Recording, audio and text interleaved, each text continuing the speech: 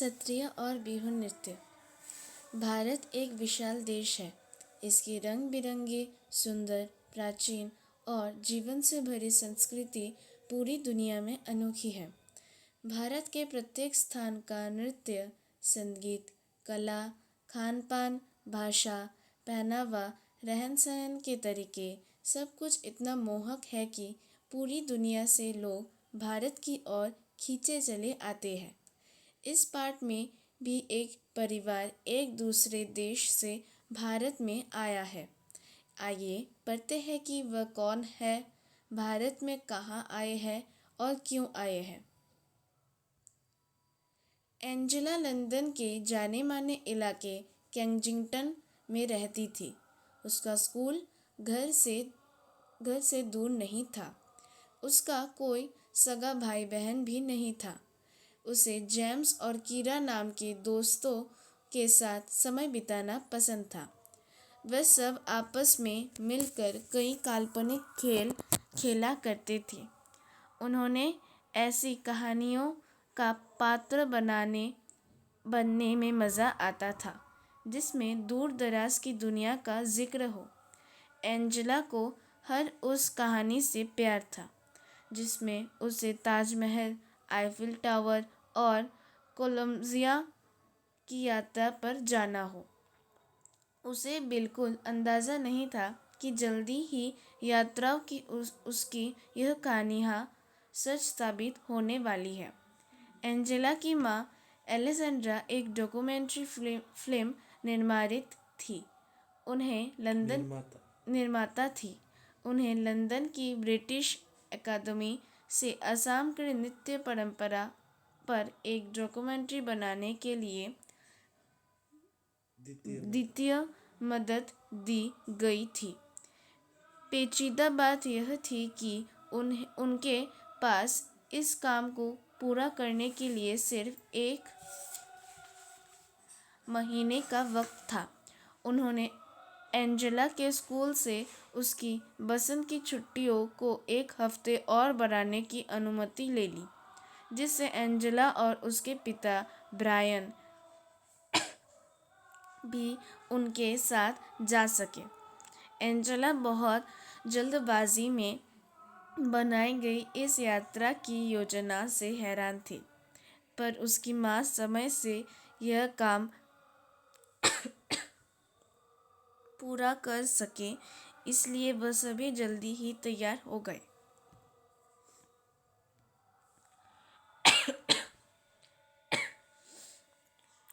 जब तक एंजेला कुछ समय पाती, तब तक वह लंदन से नई दिल्ली होते हुए गुवाहाटी की उड़ान पर थी।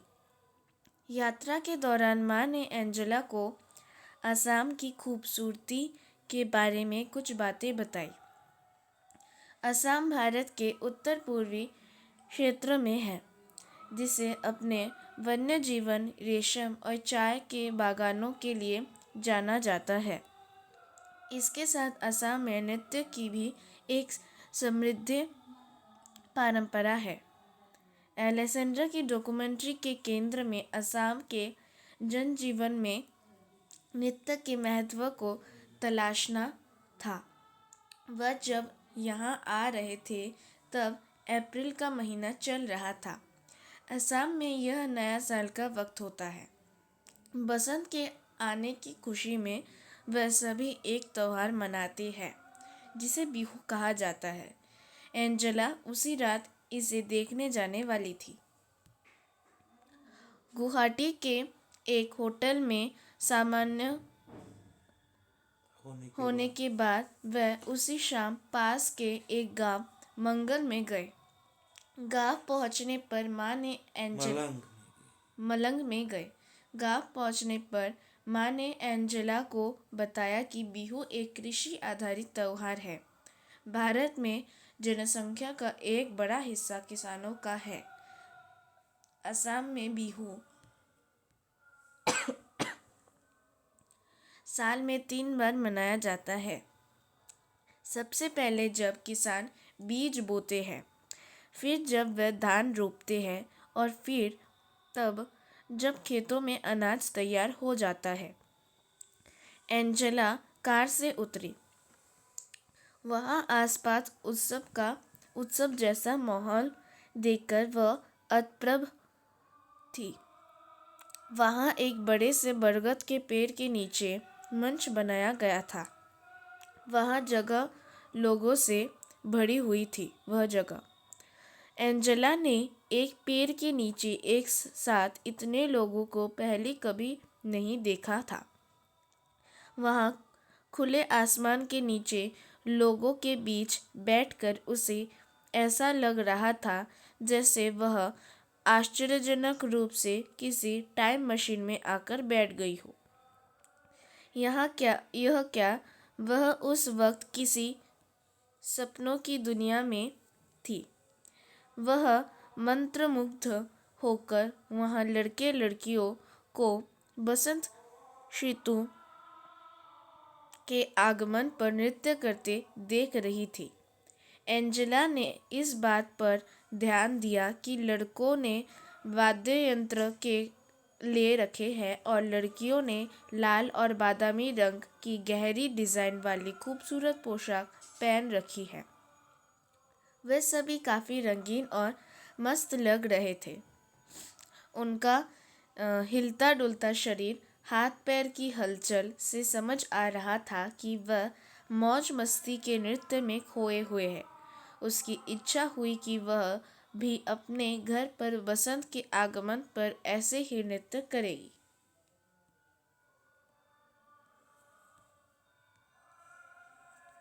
बिहू नृत्य और इसके उत्सव से अचंभित एंजेला और उसके परिवार ने इसके साथ साथ लजीज पकवानों का पूरा आनंद लिया। जब वह वापस लौटे तब माँ ने एंजेला से पूछा कि उसे बिहू कैसा लगा। एंजेला ने मन में कई तरह के विचार चल रहे थे। उसे अच्छा लगा कि इस उत्सव और नृत्य दोनों को बिहू कहा जाता है। उसने माँ से पूछा कि क्या संगीत और नृत्य सिर्फ त्योहारों पर ही होते हैं। माँ ने बताया, पूरी दुनिया की संस्कृतियों में लोग नृत्य और संगीत से अपनी भावनाओं को व्यक्त करते हैं। खास तौर से भारत में बहुतायत ऐसा होता है।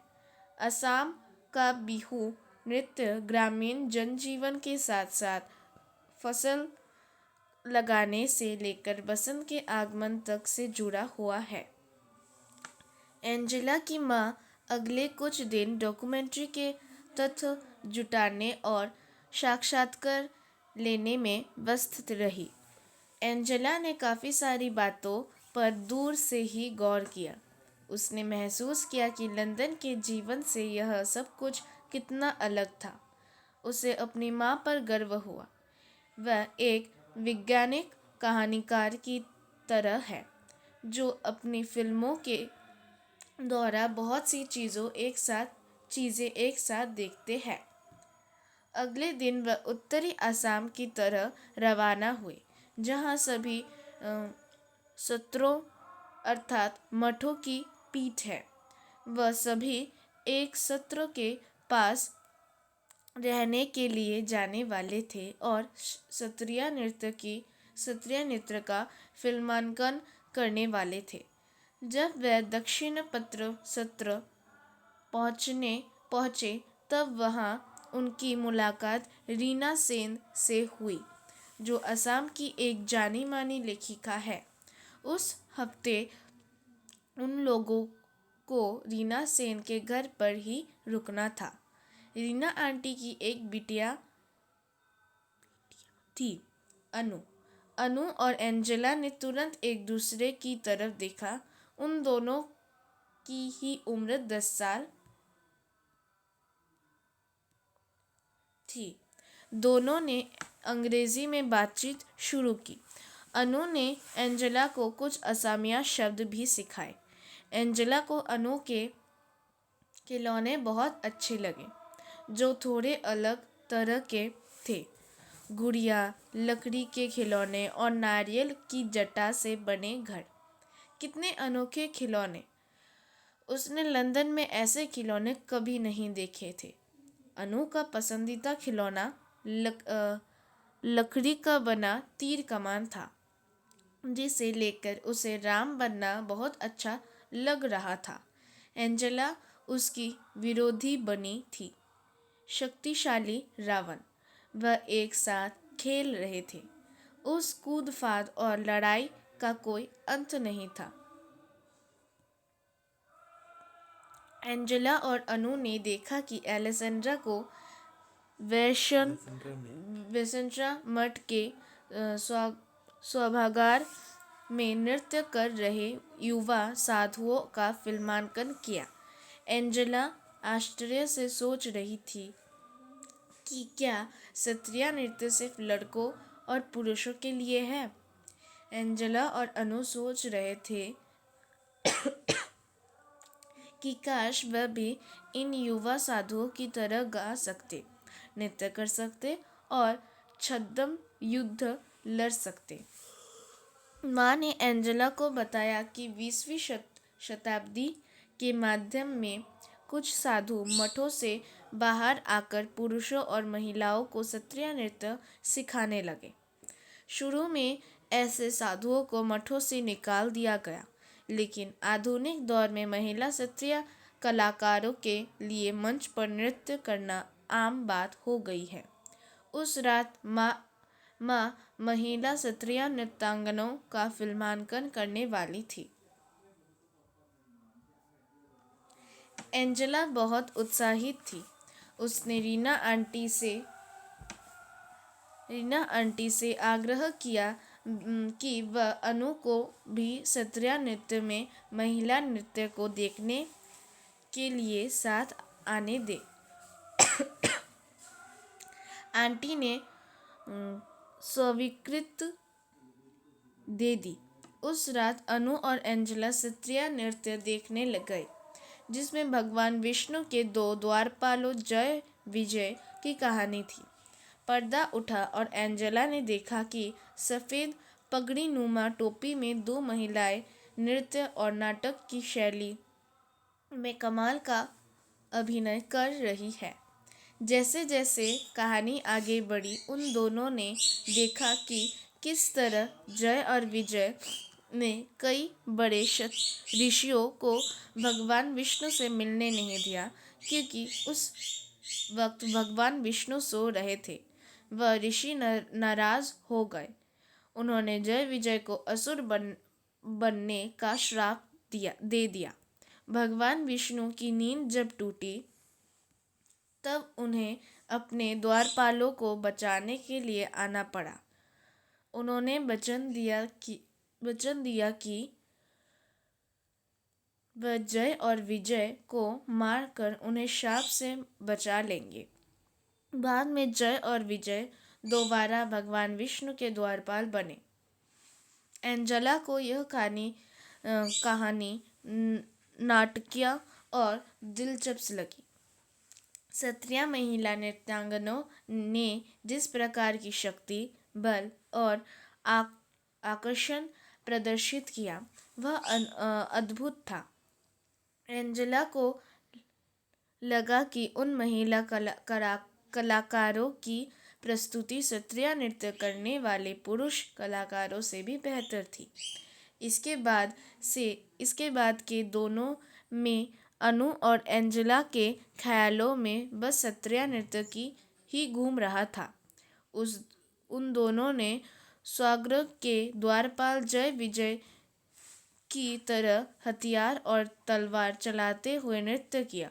एलेसेंड्रा बच्चों की इस उत्सुकता को समझ गई और वह उन्हें सत्रिया कलाकारों के होने वाले साक्षात्कार में साथ लेकर गई। एंजेला और अनु बहुत खुश थी। उन नृत्यांगनों के नाम प्रिया और रीता थे। वह लड़कियों को सत्रिया और बिहू की कुछ खूबसूरत मुद्राएं और बारीकियां सिखा रही थी। एंजेला अत्यधिक प्रसन्न थी। वापस लौटने के बाद भी वह चलने, खाना खाने और यहाँ तक कि खेलने के दौरान भी नृत्य करती रही। वापस लंदन जाने के बाद वह उन सभी रिकॉर्डिंग्स को देखती रही जो उसकी माँ ने रिकॉर्ड की थी। पूरे उत्साह के साथ वह असम की समृद्ध नृत्य परंपरा को याद करती रही। रंग बिरंगा सत्रिया और आनंदित करने वाला बिहू। माँ उसकी गहरी रुचि को समझ गई और उन्होंने पापा के साथ मिलकर एंजेला के लिए असमी नृत्य पर एक शानदार योजना तैयार की। एंजेला ने लंदन में अपनी कक्षा में स्वयं किया गया नृत्य की वीडियो रिकॉर्डिंग के साथ उसका प्रदर्शन किया। उसके सहपाठियों और शिक्षकों को यह बहुत पसंद आया। एंजेला इस बात से बहुत रोमांचित थी कि वह असम के खूबसूरत नृत्यों की झलक उन सभी को दिखा पाई। उसे बहुत अच्छा लग रहा था कि माँ को भी हर बार ऐसे ही अच्छा लगता होगा जब वह कोई फिल्म बनाती होगी। अब एंजेला के पास अपने लिए असम के नृत्यों, बिहू और सत्रिया के साथ अपना खुद का मनोरंजन था। लेखिका जया मेहता, अनुवादक शिवेंद्र कुमार सिंह। लेखिका जया मेहता का नृत्यांगना है, लेखिका है, शिक्षिका है और आप जैसे बच्चों की मित्र भी है। इसलिए तो वह इतनी सरलता से आपके लिए भारतीय नृत्यों की सुंदरता और बारीकियों को शब्द में पिरो लेती है। इनका जन्म